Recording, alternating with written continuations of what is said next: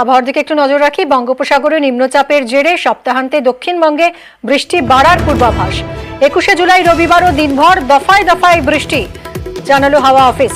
আরো বিস্তারিত জানাবেন আমার সহকর্মী বিশ্বজিৎ রয়েছেন সঙ্গে। বিশ্বজিৎ, দেখো, নিম্নচাপের প্রভাবে এই বৃষ্টি বাড়বে এমনটাই মত আবহাওয়া বিজ্ঞানীদের। কারণ নিম্নচাপটি তৈরি হয়েছে গতকাল।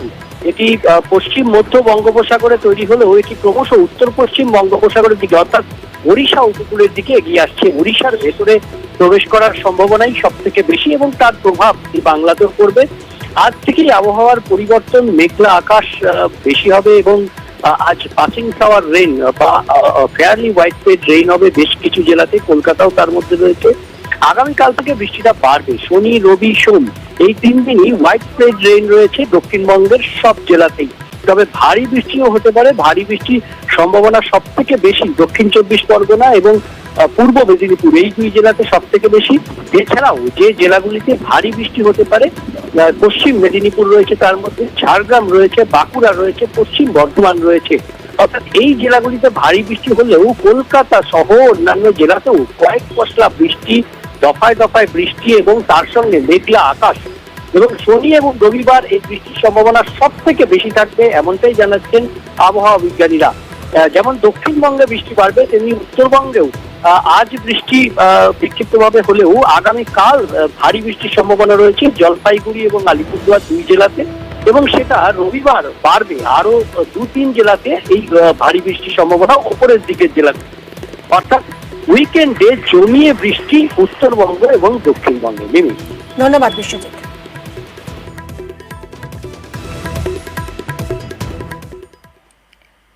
অন্যদিকে উত্তর সিকিমে লাগাতার বৃষ্টির জেরে ফুঁসছে তিস্তা। নতুন করে জল বেড়েছে, ফলে বিপদ বাড়ার আশঙ্কা। জল থই থই তিস্তা বাজারের রাস্তা। কি পরিস্থিতি সকাল থেকে কথা বলবো পার্থ আমাদের প্রতিনিধির সঙ্গে। পার্থ, বৃষ্টির চলছে কিন্তু নর্থ সিকিম জুড়ে, এবং এই নর্থ সিকিমও কিন্তু বিপর্যস্ত হয়ে পড়েছে। আর টানা বৃষ্টি যে ফের ফুসছে কিন্তু তিস্তা। গতকালও যে ছবি দেখিয়েছিলাম দর্শকদের, আজও কিন্তু ছবিটা খুব একটা বদলায়নি। এবং কালিম্পং এবং দার্জিলিং সংযোগকারী যে তিস্তা বাজারের রাস্তা, তার জল ফুলতে কার্যত বলা যায় জলের তলায় তিস্তা বাজারের রাস্তা। এবং সেখানে কিন্তু কোনো রকম প্রশাসনিক অনুমতি নেই গাড়ি চলাচলের। তবুও কিছু চালক অনেকটা ঝুঁকি নিয়ে কিন্তু সেই রাস্তাতে পারাপার করছে। কিছু কিছু ক্ষেত্রের মধ্যে দেখছি যে পথে নিয়েও কিন্তু এই রাস্তাতেই ঝুঁকির পারাপার চলছে।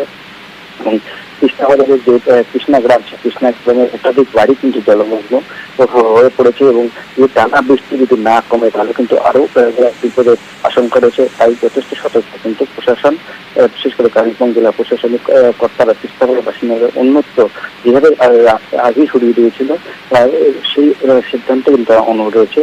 তবে কালিম্পং বা দার্জিলিং নতুন করে বৃষ্টি না হয় কিছুটা স্বস্তি হলেও নর্থ সিকিমের বৃষ্টি কিন্তু ভোগাচ্ছে আমাদের।